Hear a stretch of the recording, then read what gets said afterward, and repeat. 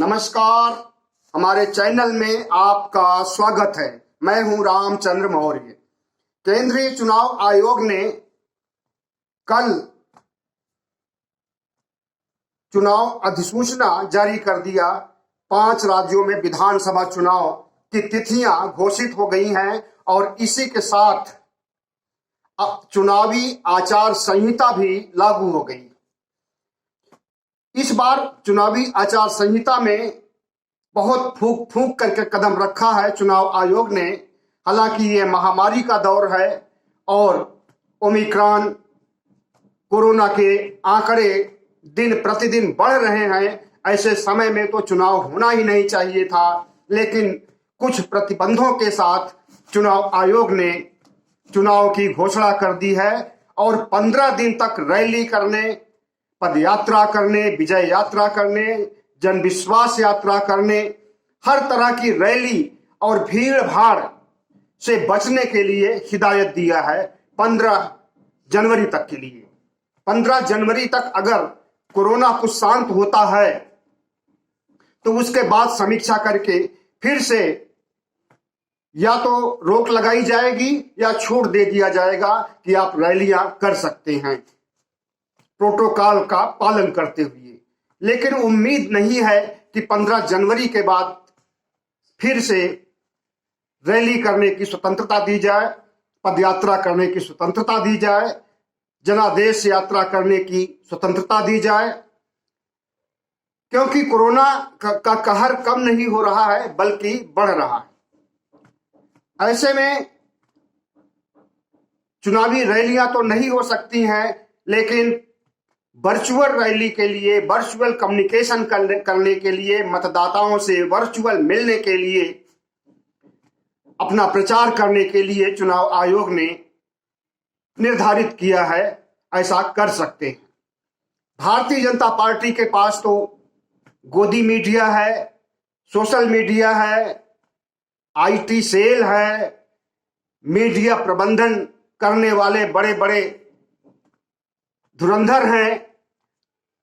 उन्हें तो इस तरह के चुनाव, वर्चुअल रैली या वर्चुअल चुनाव प्रचार करने में कोई दिक्कत नहीं आएगी। लेकिन छोटी पार्टियां, और छोटी पार्टियां ही नहीं बल्कि समाजवादी पार्टी जो टक्कर देने वाली पार्टी है, लोग तो जीतने वाली पार्टी भी कह रहे हैं, और दोनों तरफ से 10 मार्च को जब गणना होगी, मतगणना होगी, तो दोनों तरफ से क्या बल्कि तीनों तरफ से मायावती भी अब त्रिकोण बनाना चाहती हैं और त्रिकोणीय संघर्ष में सामने आना चाहती हैं।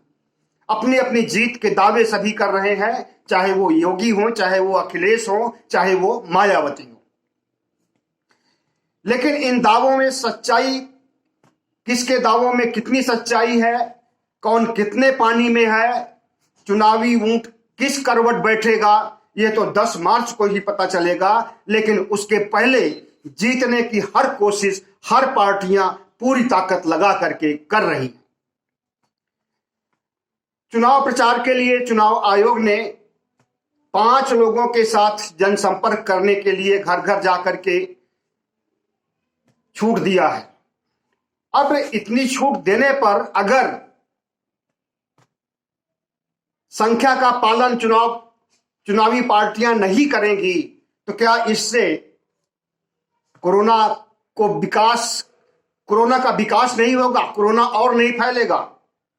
5 तो बताया गया है, लेकिन कम से कम 15 और 20 होंगे, और 15 और 20 लोग जिनकी संभावना होती है कि उसमें से कोई ना कोई पॉजिटिव होता है। अभी देखिए आंकड़े धड़ाधड़ आ रहे हैं, लोकसभा से, राज्यसभा से, वहां जो कर्मचारी काम करते हैं, सचिवालय में, प्रधानमंत्री कार्यालय में, संसद में, न्यायालय में, सर्वोच्च न्यायालय में, वहां के कर्मचारी बुरी तरह से प्रभावित हो गए हैं। अधिकांश कर्मचारी प्रभावित हो गए हैं कोरोना से। और इसी तरह से चौंकाने वाली खबरें हर बड़े शहरों से आ रही हैं। और आज प्रधानमंत्री एक इमरजेंसी बैठक करने जा रहे हैं, आपात बैठक करने जा रहे हैं कोरोना के सिलसिले में। तो एक तरफ तो कोरोना के सिलसिले में कोरोना से लड़ने के लिए, कोरोना से निपटने के लिए प्रधानमंत्री आपात बैठक कर रहे हैं और दूसरी तरफ चुनाव आयोग 5 लोगों को साथ में जन जन घर जाकर के, लोगों के घर जाकर के प्रचार करने या घूम टहल करके प्रचार करने की छूट दे रहा है। साथियों, हमें लगता है कि चुनाव आयोग के ऊपर कोई ऊपरी दबाव है या चुनाव आयोग किसी से प्रभावित है।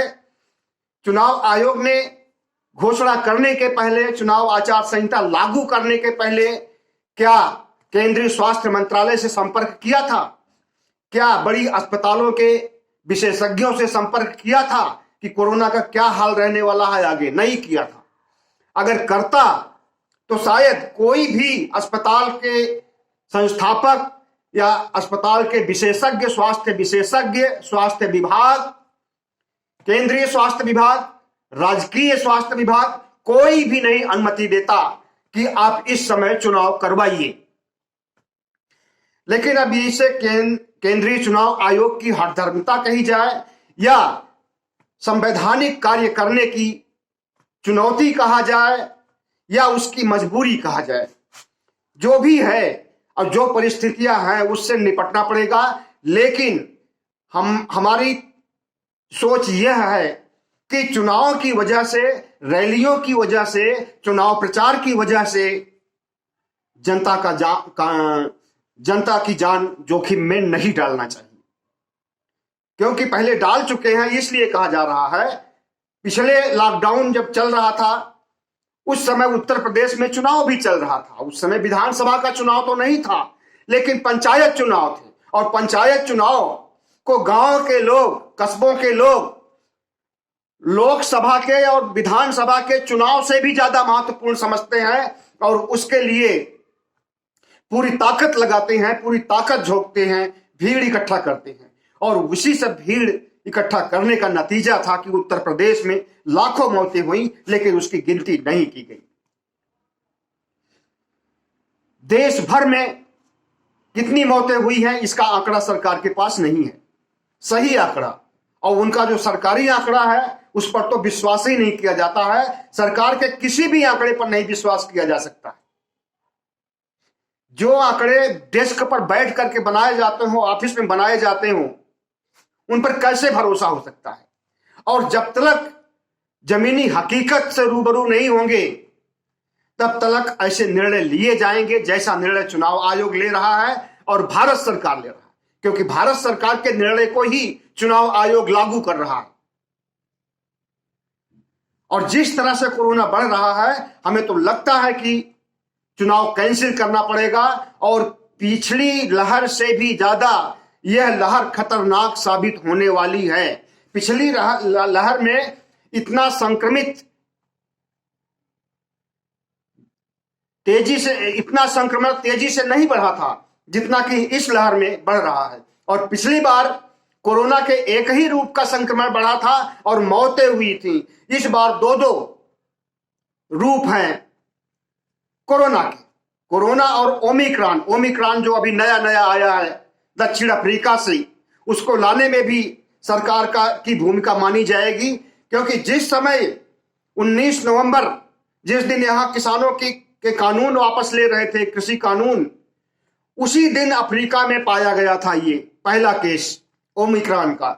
तो जब पाया गया, खबर लगी, तो क्या भारत सरकार का ये दायित्व तो नहीं बनता था कि पिछले सबक को देखते हुए दक्षिण अफ्रीका से आने जाने वाली फ्लाइट पर रोक लगा दिया जाए? लेकिन नहीं लगाया गया।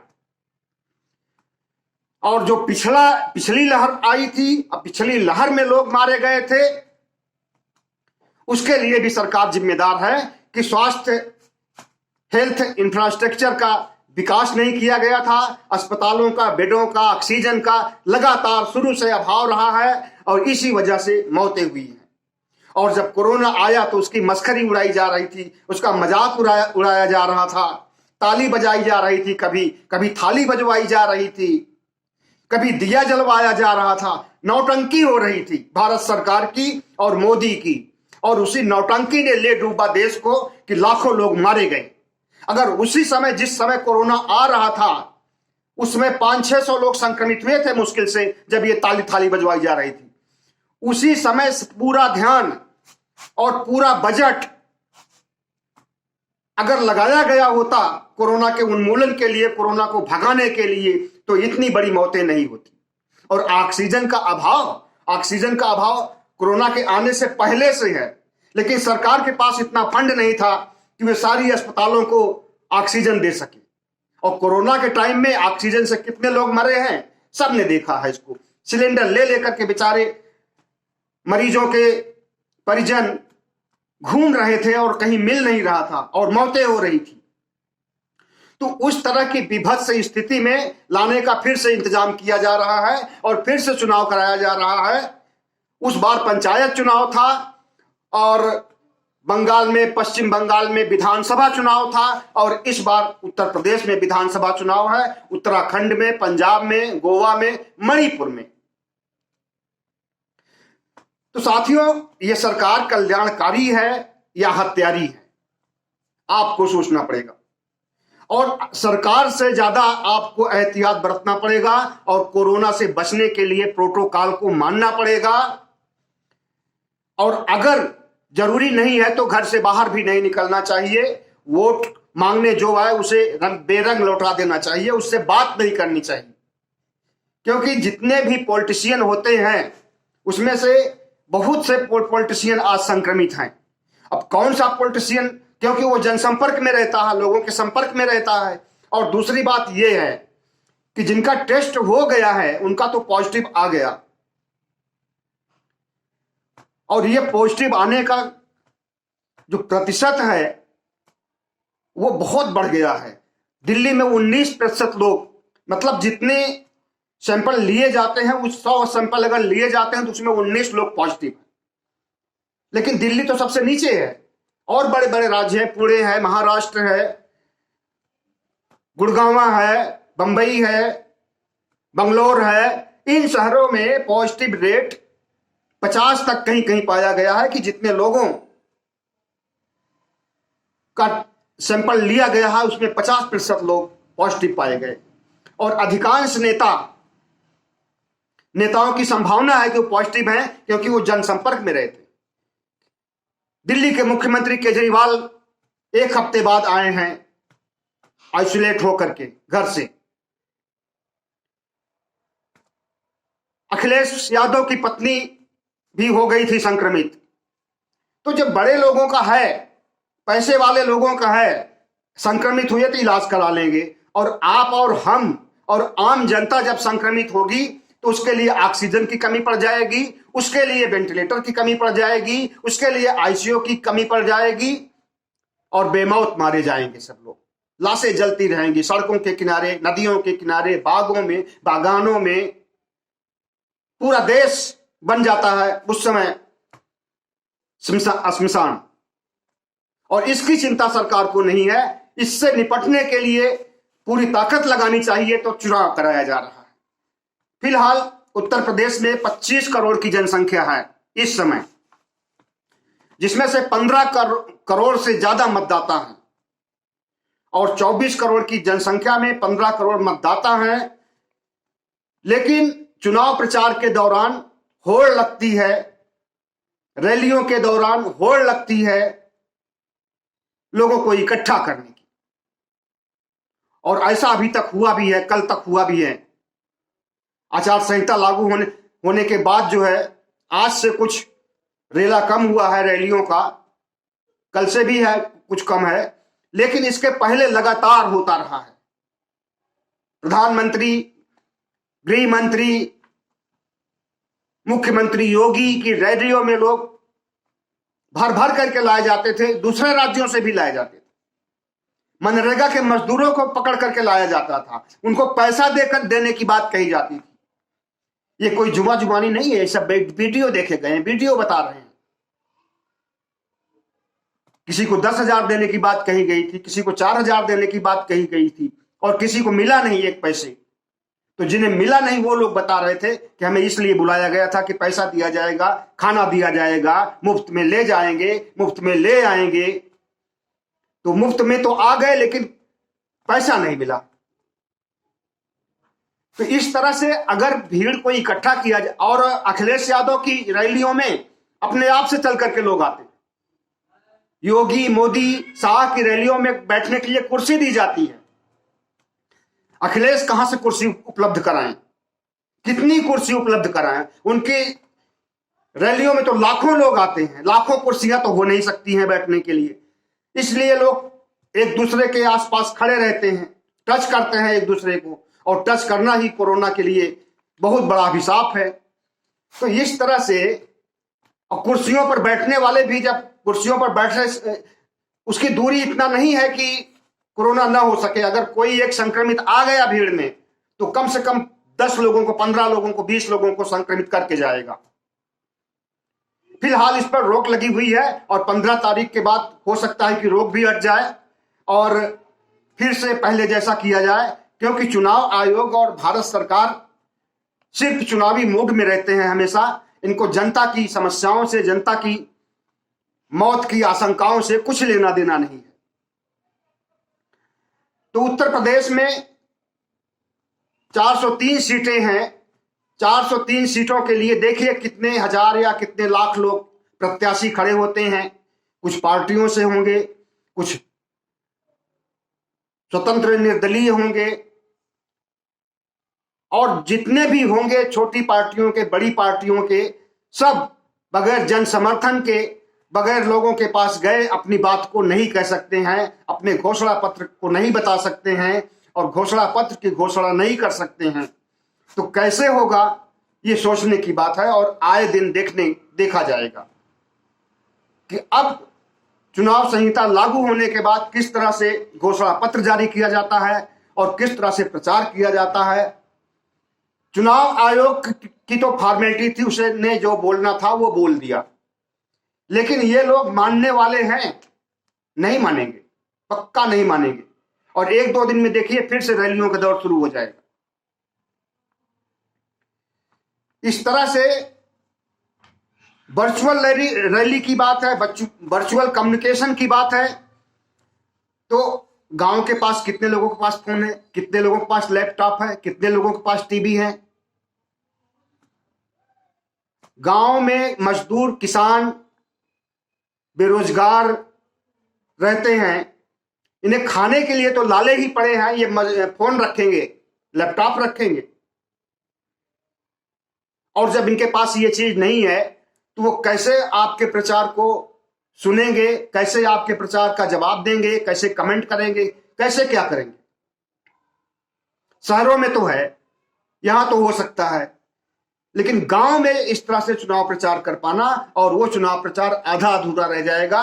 और आधा अधूरा अगर चुनाव प्रचार रह जाएगा तो उसमें जिसका बरदहस्त होगा, जिसका वर्चस्व होगा, जिसके पास आईटी सेल है, जिसके पास गोदी मीडिया है, जिसके पास मीडिया का, सोशल मीडिया का एक बड़ा खेमा है, तमाम से उसके यूट्यूब चैनल हैं,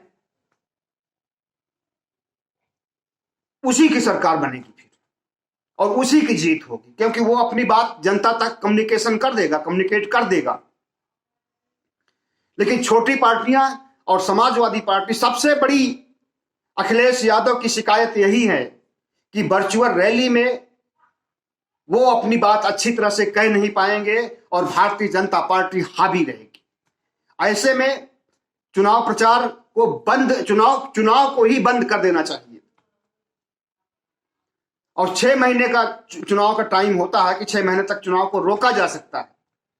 राष्ट्रपति शासन 15 मार्च से लगाया जा सकता है। 15 को कोई मुख्यमंत्री शपथ लेगा, 14 या 15 को,